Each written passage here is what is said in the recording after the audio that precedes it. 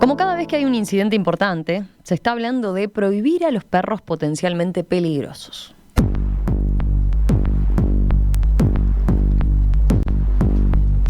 Hace algunos días conocimos en profundidad el proyecto de ley que presentó la diputada colorada Nivia Reis, que identifica 15 razas caninas bajo esa categoría y plantea que queda prohibida la cría, reproducción, comercialización y adopción de estos animales. Señala también que quienes hoy tengan un perro de una raza que forme parte de esa lista, como dueños deben esterilizarlos, mantenerlos en reclusión permanente, aunque en instalaciones adecuadas para contemplar sus necesidades básicas. Estas razas de perros potencialmente peligrosos serían el Rottweiler, el Pitbull, el Mastín napolitano, el Dogo argentino, el Dogo de Burdeos, el Bull Terrier, el Fila, entre otras razas menos conocidas y comunes. Recordemos que Reich se apoyó en un proyecto anterior de Pedro Bordaberry y lo presentó hace unas semanas nada más, luego de que un pitbull matara a un niño de 5 años en Atlántida. Solamente en el hospital Pereira Rosell ingresa en forma diaria un niño con mordedura grave. Generalmente son menores de 6 años los que son atacados por este tipo de razas potencialmente peligrosas. Acá hay algo que tenemos que aclarar también. Digo, cualquier tipo de raza puede ser peligrosa, pero específicamente este tipo que nosotros mencionamos en el presupuesto, en el proyecto, tiene una genética que predispone, digamos, a este tipo de reacciones. Son razas que han sido programadas genéticamente para la defensa del territorio, para el ataque. Pero este proyecto de ley fue criticado la semana pasada por la Sociedad de Medicina Veterinaria del Uruguay y por la Facultad de Veterinaria de la Universidad de la República, que emitieron un comunicado conjunto. Allí afirman, por ejemplo, que la agresividad no es tanto una característica hereditaria para los perros, sino que depende más bien de la crianza. ¿Vamos a detenernos en esta cuestión, que es importante en un país con tantos perros como el nuestro? Bueno, para eso estamos justamente en comunicación con Rodolfo Azareto, quien preside la Sociedad de Medicina Veterinaria del Uruguay. Azareto, ¿qué tal? Buen día, un gusto saludarlo. Buenos días a ti y a toda la audiencia. Es un gusto para nosotros también estar aquí hablando sobre este tema, que obviamente que está en la opinión pública y que es de mucho interés. Le empiezo haciendo una pregunta muy general. ¿Desde el ámbito veterinario consideran un problema los ataques de perros a humanos, sobre todo a niños, o son más bien, entienden, casos puntuales, bueno, que se vuelven noticia por lo impactantes, obviamente, ¿no? No, hay un problema. Hay un problema que es evidente, que es serio. Se registran entre 2.500 y 3.000 ataques de perros a personas de distinta entidad. Eso es lo que está registrado, digamos, por las autoridades de salud pública, pero seguramente hay un importante subregistro de incidentes en donde las lesiones han sido más leves o menores, digamos, pero hay un problema que es evidente, que existe, y que de alguna forma hay que encararlo. Eso es un punto interesante, ¿no? Me parece que remarcar eso, ustedes no desconocen ni por asomo el problema. Dicen, nosotros también queremos encarar este tema, digamos, ¿no? De hecho, en el comunicado lo primero que hacen es lamentar esa situación de lesiones a personas. Sí, exactamente es así, y incluso le agrego otro componente. Por supuesto que lamentamos y priorizamos por sobre todas las cosas los incidentes en donde se ven involucradas personas, incluso con casos de extrema gravedad como el fallecimiento de alguna persona, porque además en la casuística nacional e internacional también, los más afectados por este tipo de lesiones son niños, ¿no? O sea, menores de edad. Pero también hay un problema serio a nivel, sobre todo a nivel rural, con ataques a otros animales, ¿no? Que no es menor también y que es parte de un problema mucho más general, digamos, que obviamente que ante la sensibilidad pública nunca va a tener la importancia, digamos, del ataque a una persona, pero que también son considerables porque presentan pérdidas económicas importantes muchas veces para los productores, ¿no? Pero hoy estamos hablando, digamos, el proyecto digamos, se basa sobre todo en los ataques a las personas, que nos preocupan de gran manera. Le empiezo planteando además, algo, sí. Y antes de entrar sí. en el proyecto como tal, en el articulado, pero quería decir algo más, ¿alguna consideración más general? No, que es un problema realmente complejo, o sea, que es un problema de gran complejidad y que tenemos que tratar de abarcarlo en su complejidad, porque muchas veces la tendencia cuando discutimos este tipo de cosas es a simplificar la discusión. Entonces, me parece que es importante primero señalar eso. Es un problema complejo que tiene muchas alternativas, muchos factores que inciden, y que hay que analizarlo de esa forma. Como no hay soluciones mágicas, esa es un poco la idea que quiere transmitir. No hay soluciones mágicas, exactamente, no hay que trabajar mucho, las soluciones fáciles normalmente conducen a frustraciones, porque uno apunta hacia determinada solución que después no tiene resultado y bueno. Pero entonces la idea nuestra es esa, tratar de trabajar el tema en toda su profundidad. La profundidad que es esto tiene muchas puntas. Para arrancar, si quieren por una, que tú lo mencionabas recién, la cantidad de animales, de perros que hay en el Uruguay. O sea, hay estimaciones, no se ha hecho un censo de mascotas en el Uruguay, ¿no? No hay un dato preciso, hay estimaciones en base a encuestas y algunos relevamientos parciales, y se estima aproximadamente que hay 1.750.000 perros en el Uruguay. Es una cifra muy alta. En los estándares internacionales, en países desarrollados, hablan de un perro cada 10 habitantes, y acá estamos en un perro cada 2 habitantes. O sea que estamos 5 veces por encima de lo que sería algo, digamos, más razonable. Recuerdo, hace años el ex ministro de Ganadería, Agricultura y Pesca, Tabaré Aguerre, llegó a decir que era algo totalmente desproporcionado esa relación, ¿no? Estamos de acuerdo, es desproporcionada la relación. Y ese es uno de los elementos que tenemos que atacar. Y que además es uno de los elementos que explica la cantidad de incidentes agresivos, digamos, de perros. O sea, en la medida que hay una mayor población canina, obviamente las posibilidades de que sucedan estos incidentes son mayores, ¿no? O sea, ese es uno de los temas. Sí, le propongo un segundo hacer un paréntesis con esto. Ustedes citan en el comunicado, dice, la profesión veterinaria, afirman, la postura viene desde un enfoque, la postura que tienen ustedes viene desde un enfoque de una salud. Ponen énfasis en una salud. ¿Esto significa tomar la política de tenencia de animales como parte de una política sanitaria más amplia, digamos? A ver, el enfoque de una salud es un enfoque que ha definido, digamos, la Organización Mundial de la Salud, en donde básicamente, para simplificar, digamos, para que todo el mundo lo entienda, es la salud humana, la salud animal y la salud de los ecosistemas son 3 aspectos de una misma salud.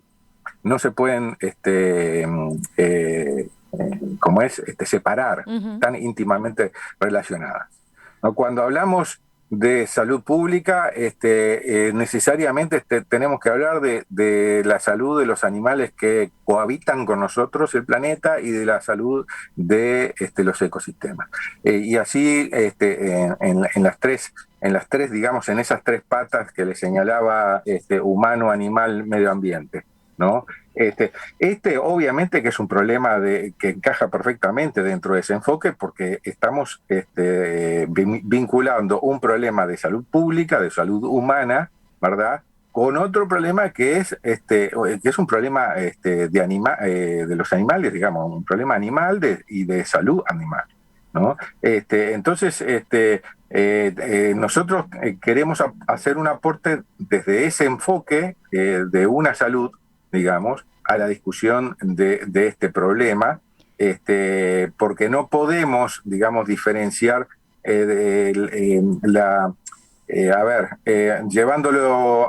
bajándolo un poco a tierra, no podemos sacar la discusión del comportamiento animal si no involucramos también lo que es el comportamiento humano. Uh-huh. Y ahí creo que está el foco de este tema. Antes de entrar en el articulado y en eso en particular que quiero preguntarle, ¿qué grado de participación han tenido en lo que es este proyecto de ley que ya está en el Parlamento, ¿verdad? O sea, la diputada Nivia Reitz ya lo presentó, está en el tratamiento de la comisión. ¿Ustedes fueron consultados previamente? Digo porque cuando hicimos la entrevista con ella, ella afirmaba que se había basado en alguna, por ejemplo, en alguna documentación de la Academia Nacional de Medicina Veterinaria, ¿no? Sí. Sí, la Sociedad de Medicina Veterinaria y la Facultad de Veterinaria no fueron consultadas previamente a la elaboración del proyecto de ley. Sí tenemos conocimiento de que la diputada se basó en algunos documentos que fueron aportados por algunos integrantes de la Academia Nacional de Veterinaria, uh-huh. Y que fueron, digamos, en parte el sustento, digamos, de la presentación de este proyecto de ley. En este sentido, cabe aclarar una cosa. Con la Academia Nacional de Veterinaria tenemos algunas diferencias de enfoque que no, son innegables, pero creo que estamos de acuerdo en lo principal, en lo medular de las soluciones que tenemos que encarar en este tema, ¿no? Y en eso seguramente vamos a hablar en unos minutos, digo. Pero digo, con respecto al tratamiento parlamentario, la Sociedad de Medicina Veterinaria fue invitada la semana pasada a una reunión con el presidente de la Comisión de Diputados de Bienestar Animal, en donde estuvimos intercambiando alguna información y existe la posibilidad, obviamente, de que cuando se reúna el pleno de la Comisión de Bienestar Animal para empezar a considerar este proyecto de ley, todos, o sea, los sectores, digamos, obviamente que también la Facultad de Veterinaria y la Sociedad de Medicina Veterinaria van a ser invitados para exponer sus ideas y sus puntos de vista, ¿no? Desde ese lugar, digamos, estamos siempre abiertos a hacer los aportes que sean necesarios hacer. Uh-huh. Yendo ahora sí al articulado, a ver, repaso para los oyentes. El proyecto de la diputada Nivia Reitz plantea: queda prohibida la cría, reproducción, comercialización, transferencia, adopción e importación de canes que pertenezcan a las siguientes razas, sean puros por pedigrí, puros por cruza o mestizos: Akita, Rottweiler, Pitbull, Mastín napolitano, Tosa japonés, Dogo argentino, Dogo de Burdeos, el Bull Terrier, Fila, entre otros, ¿no? Dije los capaz que los que la gente conoce más. Después, en el artículo 2, ahí prohíbe, digamos, en lo que sería algo a mediano y largo plazo. En el artículo 2 dice: dispóngase que los actuales propietarios, poseedores o tenedores de canes de estas razas, de las referidas en el artículo 1, deberán proceder a la esterilización obligatoria de los mismos en las condiciones y plazos que disponga la reglamentación de la ley. Y después también se indica que deberán mantenerlos en régimen de reclusión permanente, albergados en instalaciones seguras y resistentes que contemplen las necesidades básicas de espacio y ambientación y que impidan su huida, restringiendo la circulación de los referidos canes, los cuales no podrán transitar en la vía pública ni en otros espacios públicos. Hasta ahí lo medular. Pero a ver, una vez que se conoció el proyecto y que se empezó a hablar de este tema, a reinstalar, ¿no? Porque es un viejo debate, pero sí. Ustedes en el comunicado emitido por la Sociedad de Medicina Veterinaria y la Facultad de Veterinaria se posicionan firmemente del lado de que la raza no es un factor determinante de la agresividad canina. Expliquemos cómo llegan a esa conclusión, digamos. Bien, a ver, yo no soy especialista en comportamiento animal, no soy etólogo, soy veterinario y hoy en día me toca ser presidente de la Sociedad de Medicina Veterinaria. Sin embargo, hemos conversado durante estas semanas con muchos especialistas, con colegas especialistas en comportamiento animal. Primero quiero destacar eso. La profesión veterinaria, por suerte, cuenta con unos cuantos especialistas que están trabajando muy bien en este tema. Y que ese conocimiento, digamos, esas capacidades de la profesión están a disposición de la sociedad, obviamente, y sobre todo cuando este tipo de temas se trata. Los especialistas nos dicen que si bien hay una predisposición, digamos, genética a determinado comportamiento, esa predisposición no es determinante en el comportamiento final del animal. Lo que determina el comportamiento del animal es el ambiente. Y en el ambiente estamos hablando de la educación de ese animal, del trato que ese animal recibe, del hábitat, de la salud que ese animal tiene, etcétera, etcétera, etcétera. Para poner una cifra, para visualizar un poco mejor el problema, se dice, de acuerdo a la evidencia científica que se ha recabado, digamos que los genes determinan menos del 20% de lo que es el comportamiento del animal. El otro 80%, 80 y pico por ciento, está determinado por el ambiente, no por la genética. Entonces, desde ese punto de vista, legislar sobre la genética cuando no es un componente principal, nos parece que no aporta a la solución. Le entiendo.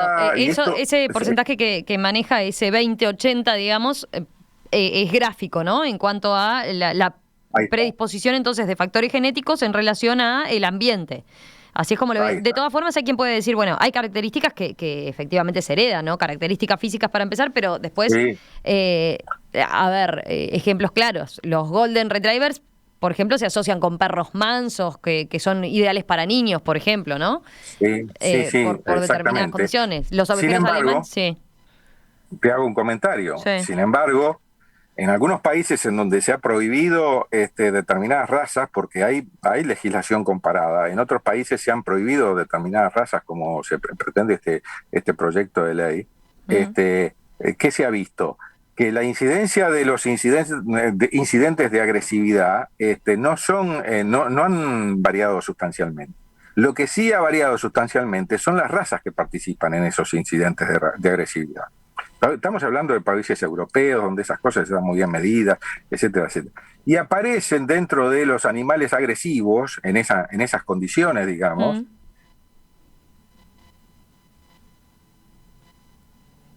Se nos quedó la comunicación. A ver si... A ver. Azareto. Vamos a tratar de... Ahí lo perdimos. A ver ahí. A ver. Ah, ahora sí. Vale. Nos quedamos en... usted decía, lo que ha cambiado es la composición de quienes participan, de las razas que participan en los ataques. A ver, entonces, retomemos desde ahí.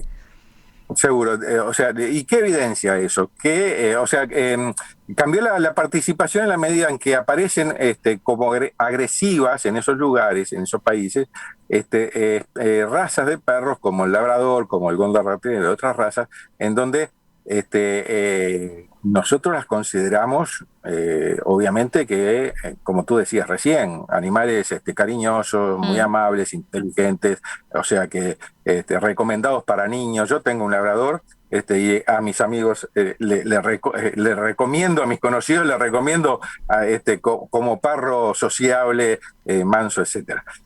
Eso es porque lo que incide en el comportamiento final del animal es la crianza, es el ambiente. O sea, entonces cualquier animal es potencialmente peligroso. Cualquier perro es potencialmente peligroso. Pero ahí hay quien le puede decir enseguida, seguro que los argumentos pasan por ese lado de, bueno, pero a ver, seguro que se encuentran muchos más casos de pitbull que terminan atacando y lastimando a un niño que golden o labrador. Sí, obviamente, ¿no? Que sí. Pero, entonces ahí es donde se dice, bueno, pero efectivamente entonces el factor de la raza incide. Bueno, lo que pasa es que esos, el pitbull, este tipo de razas, son buscadas por sus propietarios por tener determinadas condiciones de fortaleza, de fiereza, digamos, de apariencia, son animales que imponen respeto con su presencia, ¿verdad? Entonces, como hay un problema también, que es que muchos de estos animales se dedican, o sea, se buscan para vigilancia, para defensa, etcétera, etcétera. ¿Ah? Entonces la gente elige ese tipo de razas para cumplir ese tipo de funciones. Ujú. Que no quiere decir que necesariamente tengan que ser agresivos. O sea, hay muchos Rottweiler, hay muchos Pitbull, hay muchos animales de estas razas que nunca han mordido a una persona y no van a morder, porque la crianza que han recibido, los estímulos ambientales que han recibido durante su vida son otros que no conducen a una conducta agresiva. ¿Ah? Mm. A ver, Y mire, eso es tengo fundamental. algunos mensajes de los oyentes. Paula dice, igual ¿Sí? no es lo mismo un caniche agresivo que un pitbull agresivo, ¿no? Pregunta ella. No, no es lo mismo, obviamente, porque el tamaño nomás, sin embargo, se han dado situaciones bastante complicadas, sobre todo con niños chicos, por mordeduras de caniche, porque el caniche es uno de los animales que muestran mayor agresividad, digamos, ¿no? Pero digo, no es lo mismo, obviamente, que la mordedura de un animal de gran tamaño, por la misma fuerza física que tiene, en la mandíbula, en su mordedura, el tipo de lesiones es distinto. Ahora, en el proyecto de ley se habla de algunas razas y sus cruzas. No se hablan, por ejemplo, de otras razas que en la casuística nacional están entre los primeros lugares en la generación de este tipo de problemas. Por ejemplo, el cimarrón y, por ejemplo, el ovejero alemán. Ujú. ¿Ah? En la casuística nacional, estos animales junto con el Rottweiler son los que aparecen en los primeros planos, digamos, en la presentación de eventos serios de agresividad, Ahí no tiene que ¿no? ver también en la cantidad de perros, porque digo, hay Obviamente, muchas razas de estas que yo hice un resumen además para no nombrar las 15, porque hay algunas que son impronunciables y que la gente no sí, tiene y que idea quizás de qué son, pero responden a estos nuevos fenómenos, ¿no? De tener perros también más exóticos, con razas más diferentes, ¿no? Y capaz que, sí, ovejero alemán está lleno Uruguay, y claro, y en también. relación, o sea, son muchos menos los que efectivamente pueden ocasionar un problema de estos, ¿no? Sí, obviamente también que incide, pero no, eso se ha evaluado midiendo también la presencia del porcentaje digamos, no solamente la cantidad de eventos vinculados a determinadas razas, sino también se ha prorrateado de forma de tener en cuenta Ujú.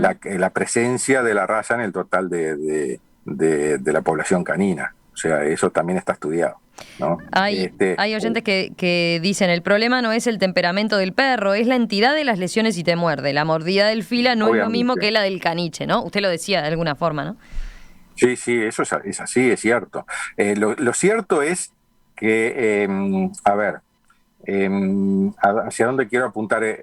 Nosotros tenemos una legislación muy completa en este momento que está vigente, que es la ley este, 18.471, que es la ley de Ujú. bienestar animal, el decreto reglamentario de esa ley, y además hay legislación departamental. En muchos departamentos se ha trabajado también este tema y se ha generado legislación complementaria, digamos.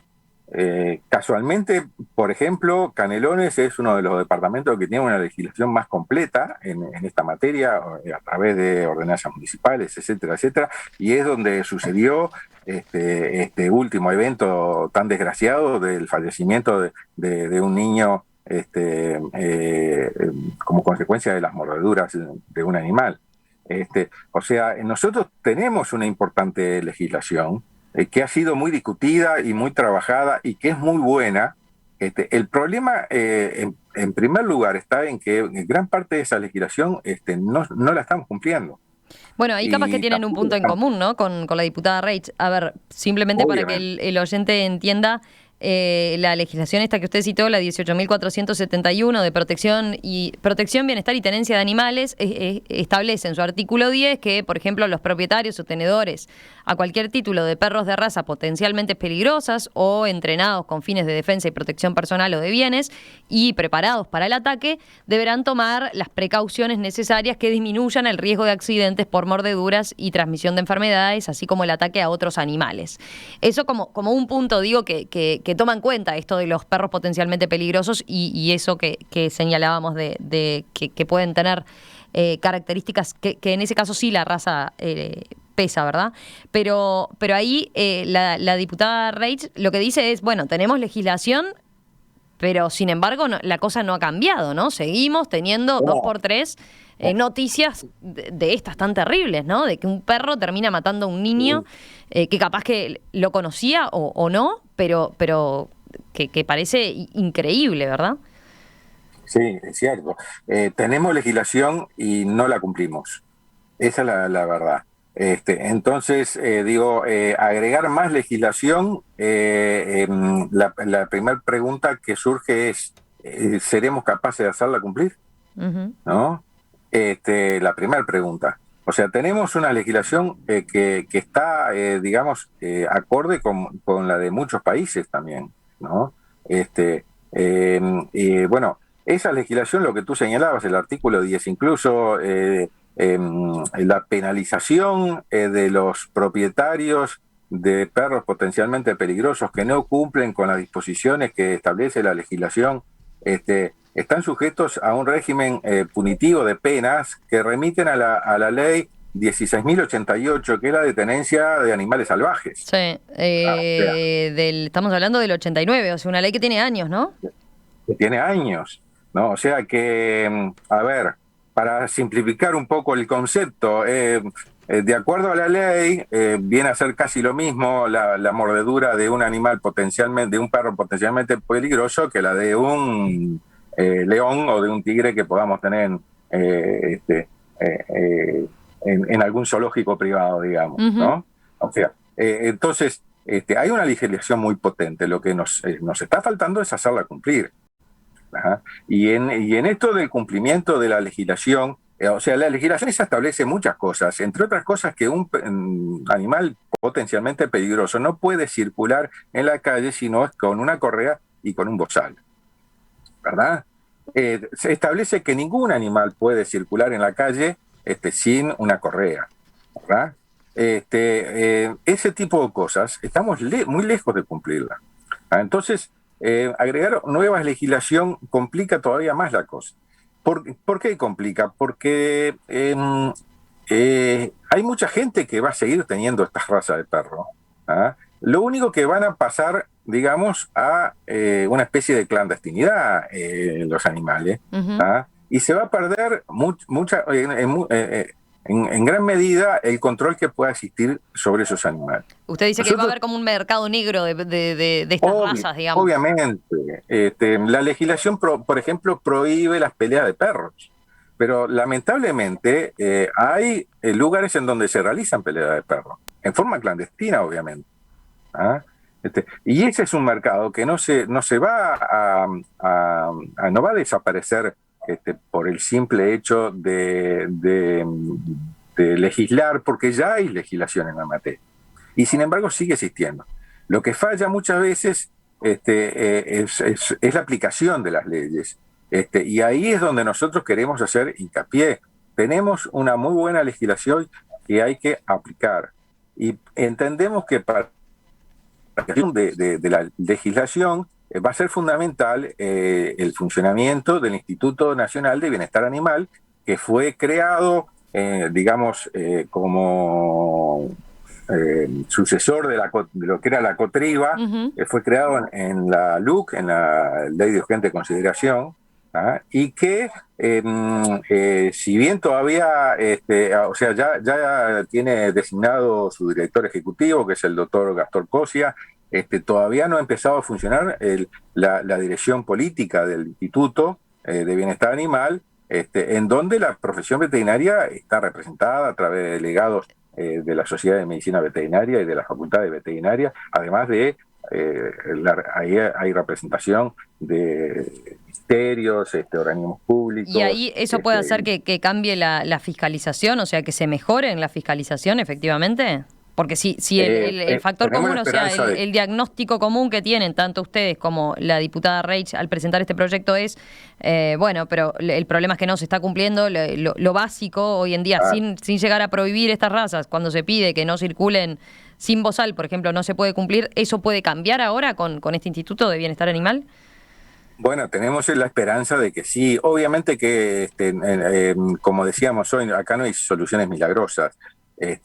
Lo que hacia donde apuntamos nosotros que tenemos que hacer es primero un control de población, o sea, y en ese sentido está el proyecto de un programa de castraciones a nivel nacional que apunte a ir reduciendo progresivamente la cantidad de perros existentes en el Uruguay. Ese por un lado. El segundo elemento importantísimo es la identificación individual de los animales. La identificación de los animales y su vinculación con su propietario o tenedor ¿verdad? Que eso es fundamental para responsabilizar a los dueños de los animales de las acciones de los animales. Entonces, ahí se va a empezar a cambiar la conducta de los tenedores de los animales con respecto al cuidado que tienen que tener con sus mascotas y al tratamiento que tienen que tener con sus mascotas. Si le parece, hacemos una breve pausa y enseguida continuamos conversando. Estamos con Rodolfo Azareto, presidente de la Sociedad de Medicina Veterinaria del Uruguay. Esta mañana aquí en Perspectiva estamos retomando el tema de los perros potencialmente peligrosos. Hace unos días, ustedes saben, conocíamos el proyecto de ley de la diputada Nivia Reich que busca regularlos. Hoy conocemos la postura de la Sociedad de Veterinaria, que junto con la Facultad de Veterinaria se expresaron en forma crítica con esta propuesta. Afirman que se trata más de un tema de crianza de los humanos que de la naturaleza de los propios perros y que se está dejando por fuera, por ejemplo, los perros cruza, también responsables de eventos agresivos. Estamos profundizando en este tema justamente con el doctor Rodolfo Azareto, presidente de la Sociedad de Medicina Veterinaria del Uruguay. Estaba mirando los mensajes de los oyentes que están muy activos. Obviamente es un tema que siempre engancha mucho. Acá Blanqui dice: la propuesta de limitar las razas potencialmente peligrosas será tan ineficiente como pretender prohibir la tenencia y conducción de los vehículos de más de 500 centímetros cúbicos de motor para evitar los accidentes graves de tránsito, dice en este caso. Después, hay quien señala: a un pitbull, por ejemplo, no lo puede manejar ni un adulto. El tema es que seres humanos que no sepan cuidar a sus mascotas va a haber siempre, dice este oyente. Entonces, lo que tenemos que hacer es asegurarnos que no puedan tener perros que ni un adulto puede manejar cuando se enoja, por ejemplo. Obvio que la responsabilidad es de los humanos, pero eso no tiene ni va a tener solución, plantea. ¿Qué responde a este tipo de argumentos? A ver, la primera oyente que hizo el comentario, Nivia, ¿puede ser? Me parece que hacia ahí apunta el tema. O sea, lo que tenemos que concientizar es sobre las conductas humanas que influyen sobre los comportamientos animales. Porque si no cambiamos la cabeza, nosotros, los seres humanos, vamos a tener problemas con cualquier mascota.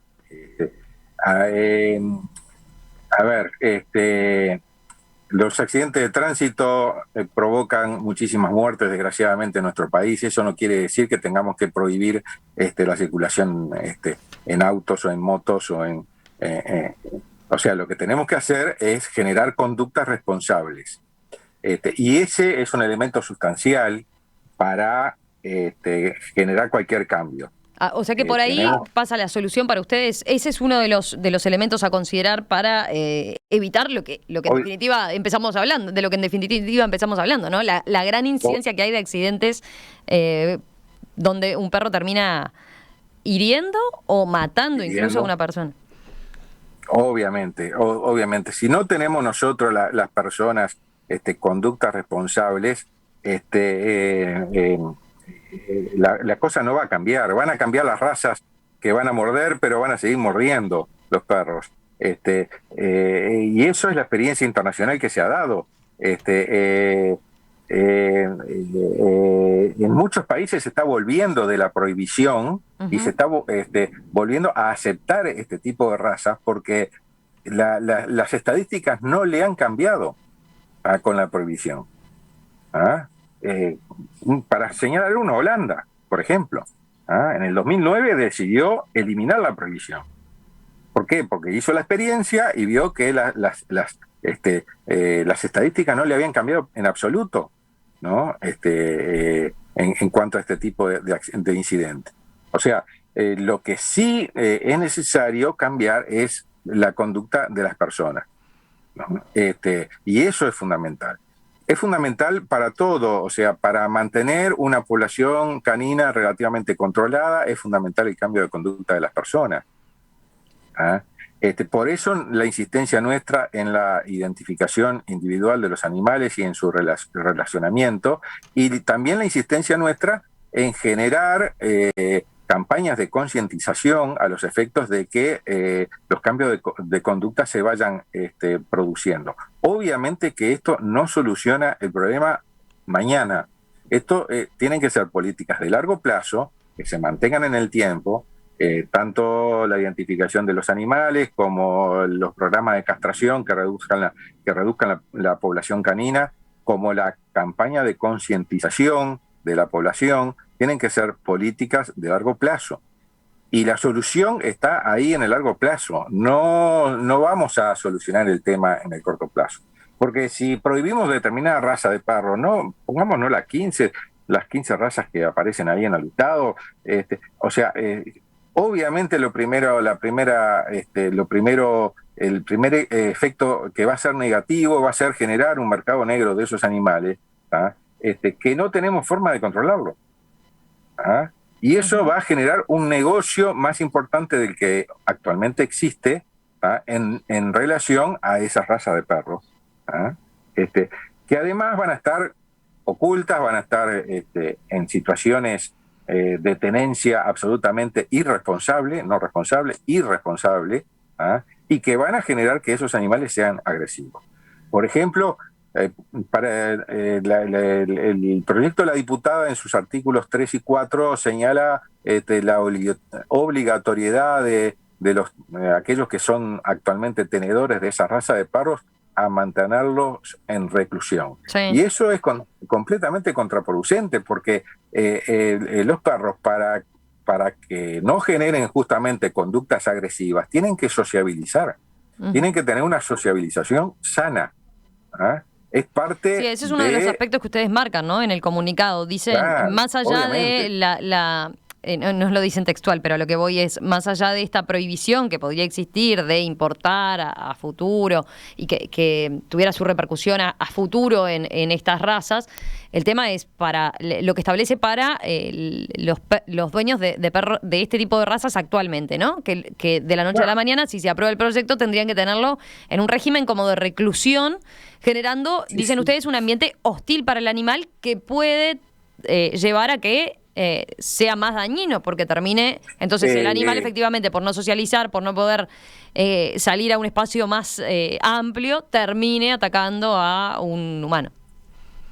Eso es evidente, o sea, eso además no es una posibilidad, es una certeza. Un perro que esté atado permanentemente o recluido a un espacio reducido sin tener posibilidad de sociabilizar con humanos y con otros perros, es un animal agresivo. No hay otra alternativa, ¿no? O sea, pongámonos en el lugar del perro un poquito y veamos cuál sería nuestra reacción. Si estuviéramos encadenados 24 horas al día, ¿cómo reaccionaríamos? ¿No? O sea, eso es así, ¿no?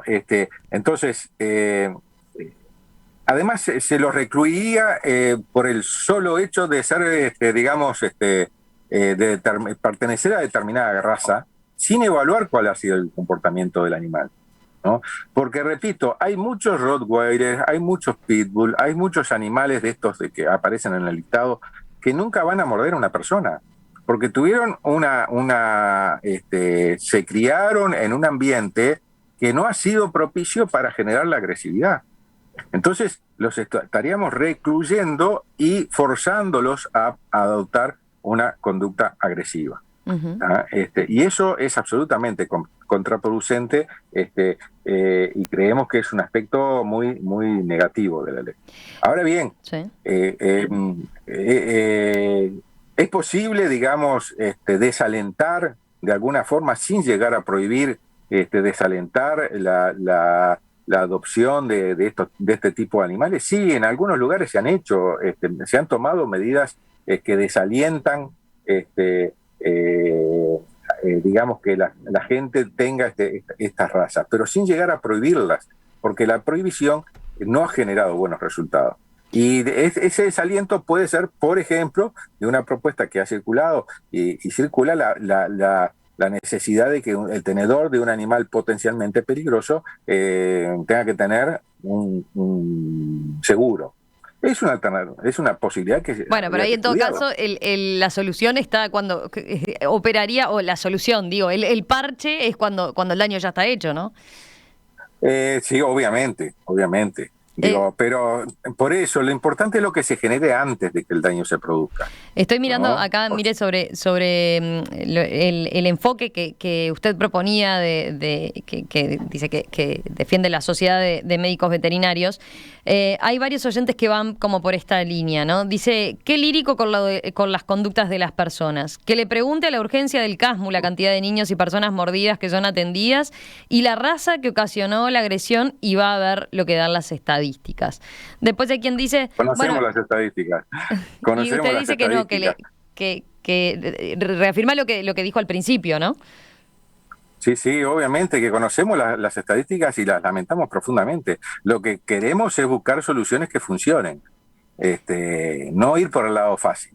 Hay quien dice también, los cambios en las conductas de las personas demoran mucho, mientras mejor que no hayan perros físicamente letales, con mandíbulas enormes y poderosas, plantea Natalia, por ejemplo. Claro, está perfecto. Para eso tendríamos que eliminar a lo mejor a la mitad de la población canina del país. No es una solución practicable en el corto plazo, porque el problema del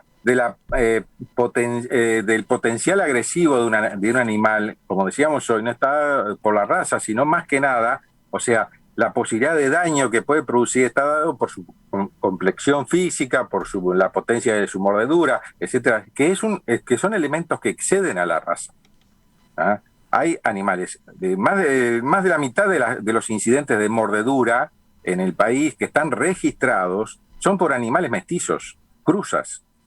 ¿Ah? En muchos casos esas cruzas son prácticamente imposibles de definir, o sea, de cuáles fueron los ancestros de esos animales. Bueno, porque el proyecto contempla algo de las cruzas, ¿no? Yo lo leí al principio. De las cruzas de esas razas. Ustedes lo que dicen es que no contempla, hay muchos perros que no se sabe identificar de qué origen es una de las razas de la cruza. Obviamente, que seguramente en algún antepasado fue algún ovejero alemán, o fue algún cimarrón, o fue algún... pero ya ha tenido tantos cruzamientos que es imposible identificar, a no ser por un examen genómico, digamos, de cuál es la ascendencia de esos animales. Entonces, complejiza mucho identificar realmente a los perros que son potencialmente peligrosos. Es muy difícil identificarlos. Nos estaríamos quedando solamente con una parte de eso, ¿no? Entonces no es, en definitiva, una solución que sea definitiva tampoco. Hay quien... ¿Sí? No, que estabas mirando algunas alternativas. A ver, Germán dice, es cierto que hay países que para tener estos perros de gran porte se establecen tantas trabas burocráticas que prácticamente la gente desiste de adquirir uno, ¿no? Para citar algún ejemplo, uno debe tener un carnet de tenencia como si fuera un arma, con prueba psicológica de por medio, obviamente que el perro use bozal, y bueno, dice, y algo de lo que nuestro país carece sobre todo, y en particular él apunta a la fiscalización y fuertes multas, dice, ¿no? Como que hay carencia Es también cierto. por ese lado, de las fuertes multas. Pero esta podría ser una alternativa, el ir desestimulando en todo caso este tipo de razas, pero por otro mecanismo, no de prohibirlas, sino de establecer que para tenerlos efectivamente haya que cumplir con muchos más requisitos, entre otras cosas pasar por un examen psicológico. Sí, es cierto, incluso un ejemplo, por ejemplo, España. España tiene una regulación que exige incluso hasta una prueba psicológica de los propietarios de estas especies de perros potencialmente peligrosos, pero no prohíben la existencia de los animales. A propósito de eso, otro diputado, si usted me permite, que presentó recientemente, que nosotros tomamos conocimiento hace unos días, un proyecto de ley de tenencia responsable de animales, que es el diputado Javier Urpierre Diano, de La Valleja, que presentó un proyecto de ley que va en ese sentido. Un articulado muy breve en donde contempla la posibilidad de establecer un seguro y de pedir determinados requisitos a los propietarios de perros potencialmente peligrosos para que los puedan tener. Entre esos, por ejemplo, un certificado de aptitud psicológica. Son alternativas que están arriba de la mesa y que hay que estudiar. Nosotros estamos, contestes a buscar alguna solución también que implique el desestímulo, obviamente que eso es una posibilidad, pero que no llegue a la prohibición, que la prohibición nos va a generar otros problemas sin solucionar estos problemas. Y ese es el concepto principal que tenemos que tener en cuenta, ¿no? Hacia ahí tenemos que apuntar, creo, y en ese sentido estamos trabajando nosotros, ¿no? Lo mencionaba al principio de la charla, este es un problema muy complejo que tiene muchas puntas para analizar. No es fácil, los problemas complejos no se solucionan con soluciones fáciles. Las soluciones son generalmente complejas. Bueno, quedará instalada entonces la discusión a partir de también la participación que ustedes tengan en el Parlamento cuando se los convoque para tratar el proyecto de ley y ver qué pasa entonces, cómo avanza. Obviamente nosotros seguimos atentos a cómo evoluciona esta discusión, capaz que después en algún momento se puede coordinar un debate o demás, ¿no? Me parecería sensacional. Nosotros estamos dispuestos a colaborar con la experiencia que hay en el Uruguay y a nivel internacional también, no solamente en nuestro país. La profesión veterinaria está dispuesta siempre, y la Sociedad de Medicina Veterinaria, y descarto que la Facultad de Veterinaria también, y la Academia Nacional de Veterinaria también, estamos siempre dispuestos a colaborar con nuestra experiencia y con lo que hemos aprendido, digamos, y la evidencia científica que está disponible hoy en día a los efectos de dilucidar este tema. Hay abundante evidencia científica con respecto a lo que mencionábamos hoy, por ejemplo, la incidencia de la genética en las conductas de los animales. Hay muchísima evidencia científica. Estoy mirando... sí.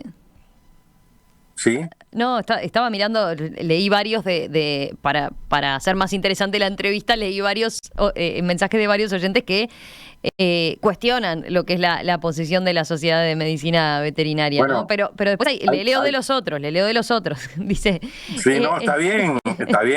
De eso se trata el debate. Me parece que está bueno. Exacto, no, pero miraba recién, qué triste, dice este oyente, qué triste vivir en un país que siempre corta grueso, haciendo pagar a justos por pecadores. Siempre tuve ovejeros, siempre salieron sueltos, nunca se metieron con nadie, fueron una alfombra de cuero con cabeza de perro. Porque invertí muchas horas y esfuerzo en educarlos. Digo porque evidentemente es un tema que da para muchísimo y le propongo eso, lo seguimos en cualquier momento entonces. Encantados y estamos siempre a disposición. Y yo rescato, hoy estamos en una pandemia en donde se ha revalorizado el conocimiento científico gracias a esta situación desafortunada de la pandemia que vivimos todos. Rescato eso. Tenemos que utilizar el conocimiento científico para solucionar estos problemas, ¿no? Y hay conocimiento general. Rodolfo, sí, a las órdenes. Rodolfo Azareto, presidente de la Sociedad de Medicina Veterinaria del Uruguay, muchas gracias por estos minutos esta mañana aquí en Perspectiva. A las órdenes y un saludo a toda la audiencia. Que pase bien.